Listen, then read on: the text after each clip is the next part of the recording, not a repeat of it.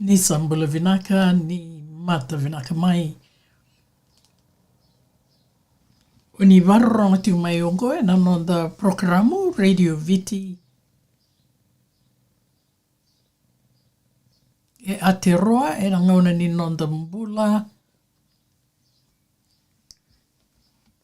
mai na 5 na kiloko ki na 6 na kiloko.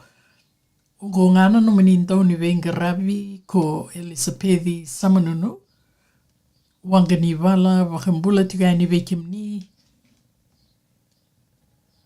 Ena nonda programa wau episode 1 Radio Viti Aotearoa Noda Bula. Nai tukutuku ni Vika e awatiko ena Noda Bula. So nai tukutuku ni bula mai na te whatu ora. Ke tōna andau kaide wakitiko e nena wei madhawa. Me wā andau wakitiko e na ritio. I ni kua sana te wu na live streaming. Sena streaming e na YouTube. Ka mena game view e na walamata. Me wā ninda ki la ni lewo na ngauna. Ke na game view te ni na walamata. Sandau lewo na ngauna. E dau rato sulianga e vida na wula. Dua se roa na wula. Sa tukuri mai ni sana kauleiwi na katukatuni o ia. Ia na wuna ki tau sa ngole ki na natambana ni Radio Viti e na me towalei na kia na kaidwaki ani e na YouTube ka mena game view ani e na wei muturara se platform tale so e tu me wakana wola mata. Ona wilika ngai ani na dona wanga wakaalo sa me wasanga wulka wa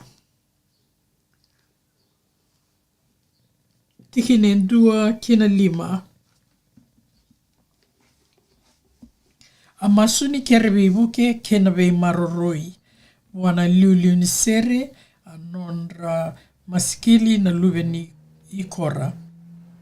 Ke mnina kalou, ke mami sarongoda e dalingai ke mami, kara sa tukuna wei ke mami na ne mami kase, na wei kale lewo ni adhakapa e na nonra ngauna e liu, na nomini a wakasaviratani na tau wakamauta, ka ngai wakatiko rira na nomini tamata e na nonra wanua.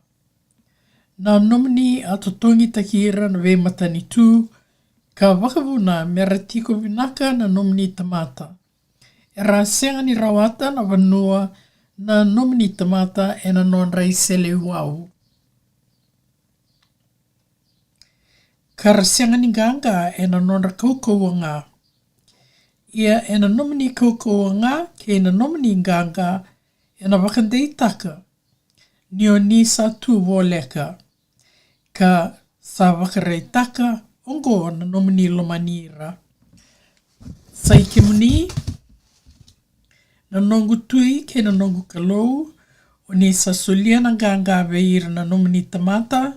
Sa wakanukai ngā na ke mami medha mai na nomini kaukaua kar waka malumataki e na e dhamu. Wasa ni turanga la veti mai e na wola tambu ni wasa vaka-Viti kar tau waka deotaka na South Pacific Bible Society mai suwa e na embaki ronondolu tinikarua. Ni sambula vinaka, ni mata vinaka mai. Me wawa saka e tika ani, sa veisau na neito ndou wenga ravi tika ani wekemni, sa andua na i moi moi wau, sa vai adhora na Radio Viti, me sa kathi waki ngai ani e so na i tukutuku ni bula, me waongo na episode 1 Radio Viti e Aotearoa Noda Bula, na Health and Wellbeing Show. Ki tō wāwira vinaka, vera na nei tō sponsor na Te Whatu Ora, Health New Zealand, Wakina na Catalyst Pacific, Ena kena warau te mai e sona I tukutuku me ke tō kariwakaani. Ka wakakina na Viti Council ena kena soli tiko o kei tō me ke tō mai ngusi ni Vosa Te-Whanganui weekenda.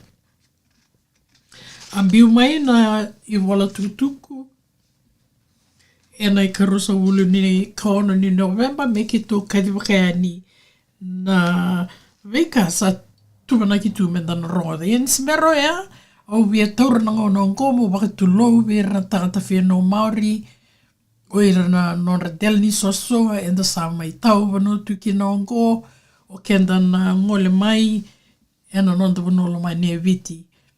Au wia waka tu lou talanga wia ira na nonda marawa mbale, turanga mbale, kei Viti. Kei ira na nonda, mai na nonda duindel ni au tamusara kedasara, mai na nonda dui Viti kina, e na wanua winako o Viti. Ka kina o kenda na sa mai tuongo e Aotearoa, wa mimbi e na Koro Turaga, me wani ngole Te-Whanganui na kadikadi waki o ngo, e na Koro Turaga, Te-Whanganui-a-Tara, Wellington, Aotearoa, New Zealandi. O wia wakambula talanga we rarandawa tu e na Bula e Wellington, Te-Whanganui-a-Tara, kena we wanoa walakata e na Greater Wellington, se Central Region. O wia wambula e ni wekimni na matedawanga o ni dhurutu ki nei Bula, se o garawitu ki na wawanuai, sa salavata tuiani na loloma kena masu ni na wakusukus taki na nomo mbula binaka mo lestale I wale veira nomni wale. Wekem ni mbeka na dabati ngai wale ni mbula ni mate binaka mai. O wia na numa na neitu I tokani ko Valencia ni wambula mbula tiko koe nona wale. Vina wale na nomdo wito koni tumai and kena kariwaki na tutuku ka o dhau tumaiki na Valencia, vina walewu. O wia wambula wekimni na dhorwongo ne lewa, kasinge o te maingo na nomni ngauna ni rongoda na nomni tukutuku, e na luwe Viti zone kando rongo ditiko e na bio liva ni Wellington Access, ndo saiva ono poini, ndo fama, me wani keto sa tinia toka na vindindina te o ea, ka kito sa mai waedora I do nei moi vou, menda rongo da kina e sona I tutuku ni Noda Bula e Aotearoa, Wamimbi e na Koro Turaga. Ongo ngana no mani ndonu wengarai wena was vaka-Viti, Elisapethi samanunu wanganivala, wakambula Te-Whanganui wekimni e na Koro Turaga. Me wani orato na YouTube, kawakakina e na wola mata, ke na so tale na we social media tale so, e rasa senga so tini ndou tale taka, menda wangataka e so na wakatangi, ke ne mbale, e na ngauna ungo nisage matai ni neitu watoto lea na ke na kaiwaki ni wakaongo na programu ni Radio Viti e Aotearoa Noda Bula, kawakakina na aloi Viti, au na ngei mbita Te-Whanganui na oti tiko na mama ni vitu, baleta me dua na nungu dhengu, mai na vitu kina mama ni vitu, au na ngei tika vunani na aloi Viti. E topole tiko ngā, e na mbaki vau, sarangei kilai vinaka na dhawerato na numa mai na sini executives ni Viti Council, me ngei wakotoriki na nai kotkoto, me na kautikito yani e na loma ni mbaki ronondolu rosa wulka ono. Ia na ngau na ngo, me adhawani dhawana mbaki ngo, sana vati ngo na kena I warau ni neitu kadiwaki, e na beauty nga yani, e na YouTube, kana ngei wase e na Facebook, se na wola mata.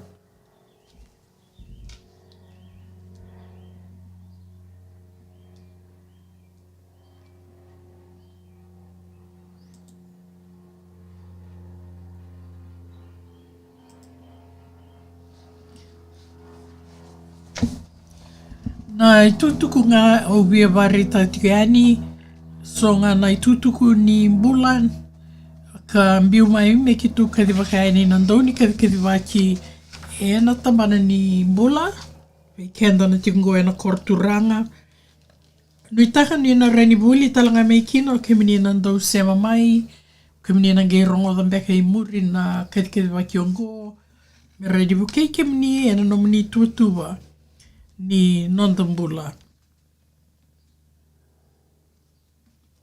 Matai o me wau kaiani ni ubi wambula ve ke mini nandau sema mai ve keiki tau e na ngauna ni Noda Bula ia sa do tani tiu ana kenei moi ki tō vai dhoreani e na ke mini kua nei ka rusa ulka dhiwa ni vula ko November ronondolu rusa ulka 5 ka sa tehu me ki tō na stream taka e na YouTube. Na wabirubraka ke na waka mundu o ve ke mini na sa dhula rawa e na i tatarobi ni misila. Me wani vita usariti ko na misila e na ngonongo. E na ngona ratu kadi wakamai kine na i kadi wani singa sa rosa vulkan dua tiko na kisi e Aotearoa ni Silandi. E lebu veira ara sa mai wakadawara na nonra isolation, se na nonra treatment beka ni misila ka mai wauti korto le tolu. E vida na singa o tingo adratiko na pop-up measles clinic e na vida na madhao singa o tingo mai Stokes Valley karto waro taka na tuora Campus Health, Pacific Health Services, Hutt Valley, ke na Wellington, werato na Pacific Health Service mai Hutt Valley, arato ngole dhake ki Wellington. Si senga tali nindua na kisi vou ni misila e kadiwaki mai e na Central Region e au Wellington, Porirua, Kapiti Coast, Horowhenua, Palmerston North, Whanganui, Hutt Valley ke na Wairarapa.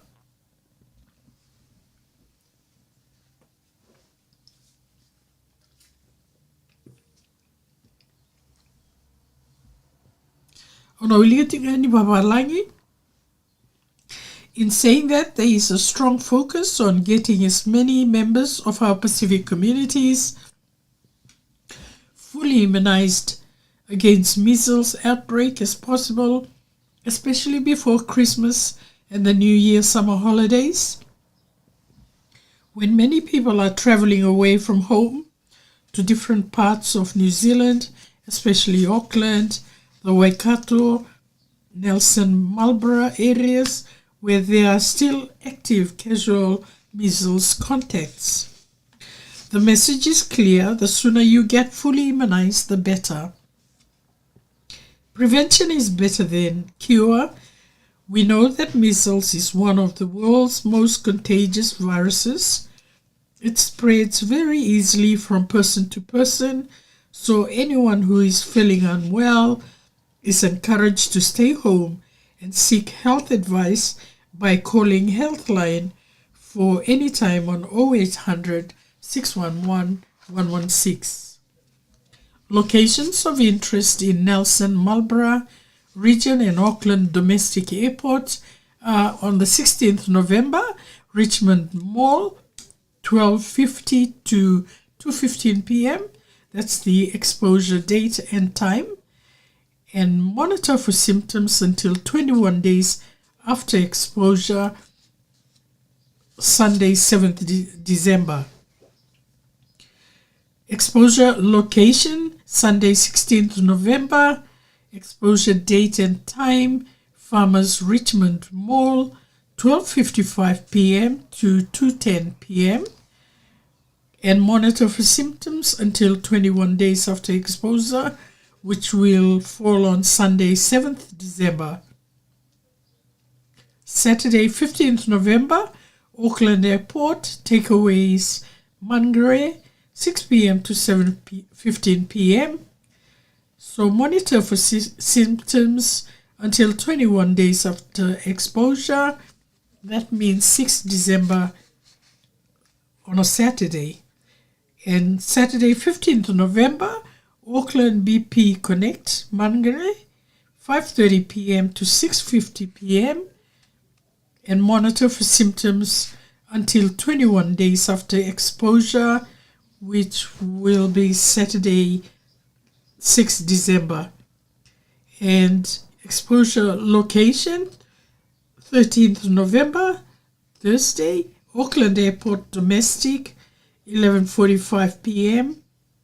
to 10:30 p.m. and monitor for symptoms until 21 days after exposure, Thursday, 4th December. Symptoms of measles and what to do. Here's a reminder about the signs. Symptoms for measles are within the first 7 to 14 days after a person has been infected by measles. The first symptoms that measles usually begin with are high fever, may rise to more than 104, cough, runny nose, red watery eyes, conjunctivitis. 2 to 3 days after symptoms begin to show, tiny white spots called Koplik spots might appear inside the mouth 2 to 3 days after symptoms begin. 3 to 5 days after the symptoms begin, a measles rash appears. Measles rash appears 3 to 5 days after the first symptoms. It usually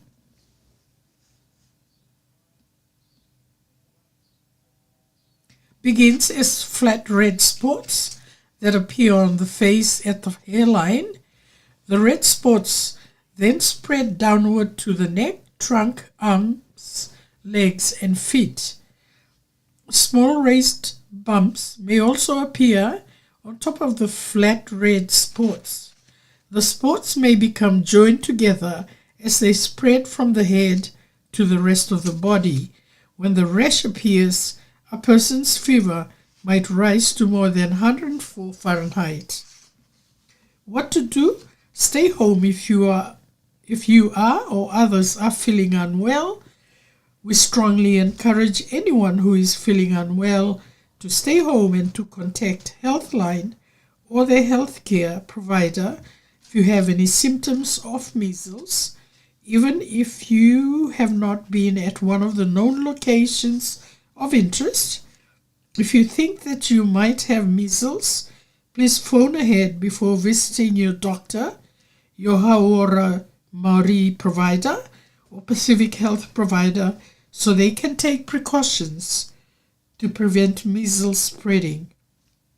You can call Healthline for free anytime on 0800 611 116 for information and advice. Contact tracing for locations of interest where the public health authorities cannot directly trace all the people who were there and might have been exposed. The measles virus, the public health authorities have listed the location of interest on the Te Whatuora Health New Zealand website. We encourage anyone who believes they may have been at any of the locations below to follow the instructions if they are close or casual contact and to monitor for symptoms of measles. For close contacts, a close contact is someone who has been in the same room or had face-to-face contact with someone who is contagious with measles. People who have measles are usually contagious, meaning they can spread measles to other people before they even know they have themselves. That is the 4 days before until 4 days after the rash first has started to show. This means they can spread the illness to others before they are aware they have it themselves. If you have been exposed to someone with measles and if you have spend time with someone with measles while they were contagious, public health staff will get in touch with you to check if you could be a close contact. If you are close contact, you need to isolate yourself, stay at home usually for 14 days. To prevent spreading measles to others, you must stay at home, isolate and not go to school or work for 14 days after your rash first appeared. Public health staff will confirm the exact date that your official isolation period will end. After your isolation ends, you may still not feel well enough to return to work or school. In this case, it is recommended that you continue to stay home until you feel better and have fully recovered from measles. Places of interest. You can check the current location of interest on the Te Whanganui-a-Tara website. https://info.health.nz/conditions/treatments/infectious diseases. In Wellington, here are the latest places of interest where people may have been exposed to someone with measles, but they have not been confirmed as having caught measles. Flying Burrito Brothers, 182 Cuba Street, Aotearoa, Wellington, Saturday 25th October, 5:15 p.m. to 8 p.m. Saturday 15th November 2025. Ya ke wakawa tikoi Wellington ena ikarusa muluka 5 ni Oktoba mai na otina 5 ena 5 na miniti kina 8 na kaloko na vanua ko Flying Burrito Brothers ena andua 8 Cuba Street Aotearoa, Wellington. Ya mai na 5 na kaloko ni oti tiko na 5 tika 5 na miniti kina 8 ena ikatika 5 ni November rona undolu rusol ka 5. Na dhabo dhakaba kia ko via ngole wabo kiki ina vanungo ko Aotearoa.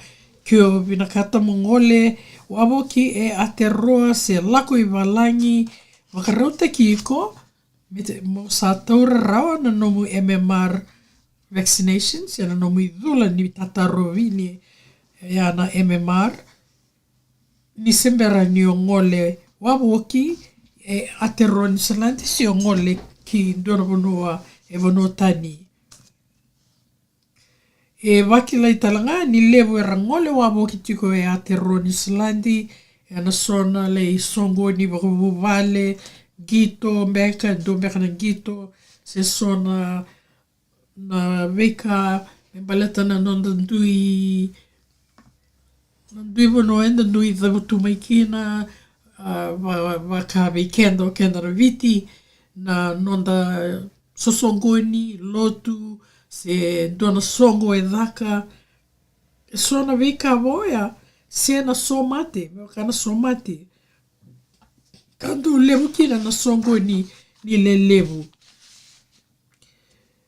na wakaroa e mbital tinga mai baleta na nonda wakaroa yani na singin sudu na buli ke na ngauna ni sereki ni levu na weira na matatamata erna vito se aki wakina na buvale erna vito se aki rangande karangole ani weira na dui wekan rambeka se oira na non reitokani ya indona vonu era ni kune maikina e sona vita uvini mate tau mate ngone binaksarangango venda le idhula in tatarovi ni sembera tuka ni singin sudu kasembera talanga na ngauna ni ngande na ngauna ni katakata kamakakina na non rasere ke mbalavu na ngone ke na levu ni tamata endo rauninda le sina itu ena ndona vono enda via lakoveni baleta na veka ni vavarau ni singani sudu watawase na ngauna ni sireki kamakakina na nraki kat ngauna ni reki katkata levu endo vito seaki